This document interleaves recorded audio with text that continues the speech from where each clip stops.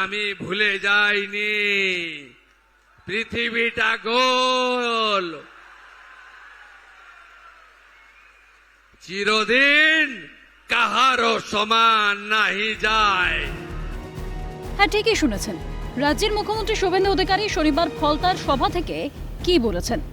রাজ্যের মুখ্যমন্ত্রীর এই কথা প্রসঙ্গে কবি কাজী নজরুল ইসলামের চিরদিন কাহারও সমান নাহি যায়, আজিকে যে রাজাধিরাজ কাল সে ভিক্ষা চায়, এই লাইনগুলো মনে পড়ে গেল। তৃণমূলের জামানত জব্দ হতেই বৈভব কমে গিয়েছে তৃণমূল সাংসদ অভিষেক বন্দ্যোপাধ্যায়ের। লাটে উঠেছে রাজ্যপাট। স্তাবকেরাও লেজ গুটিয়ে নিজেদের মান রাখার লড়াই চালিয়ে যাচ্ছেন। এই পরিস্থিতির মধ্যেই রাজ্যের মুখ্যমন্ত্রী শুভেন্দু অধিকারীর স্ক্যানারে ডায়মন্ড হারবারের তৃণমূল সাংসদের সম্পত্তি। রাজ্যের পালাবদলের পরেই শুভেন্দুর সাফ বার্তা ছিল, দুর্নীতির বিরুদ্ধে জিরো টলারেন্স নীতিতে চলবে বিজেপি সরকার। সে কথা যে শুধুই কথার কথা নয়, তা রাজ্যের দিকে দিকে দুর্নীতিগ্রস্ত নেতাদের গ্রেফতারি থেকেই স্পষ্ট। শনিবার ফলতায় নির্বাচনী প্রচারে গিয়ে অভিষেক বন্দ্যোপাধ্যায়ের নাম না করেই মুখ্যমন্ত্রী বলেন, মাননীয় ভাইপো বাবু, কাল প্রপার্টি লিস্ট আনালাম কলকাতা কর্পোরেশন থেকে। আপনার লিপস অ্যান্ড বাউন্সের 24টি প্রপার্টি কলকাতায়, আমতলায় প্রাসাদের মতো অফিস। মাননীয় ভাইপো বাবু,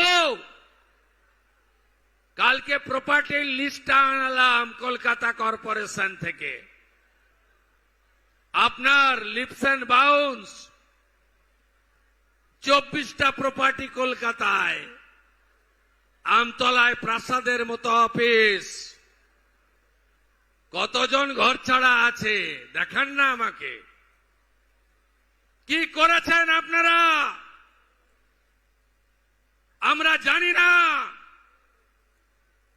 পুলিশকে ব্যবহার করে এই গুন্ডারা কি করেছে আমি জানি না।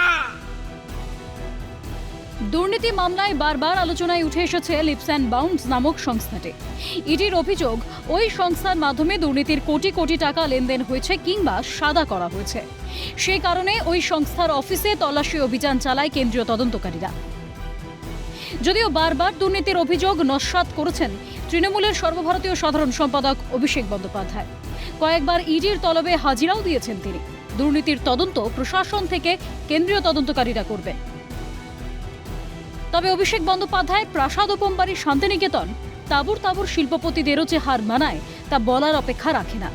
আর এখানেই প্রশ্ন ওঠে, একজন সাংসদের পক্ষে এই ধরনের বাড়ি বানানো সম্ভব?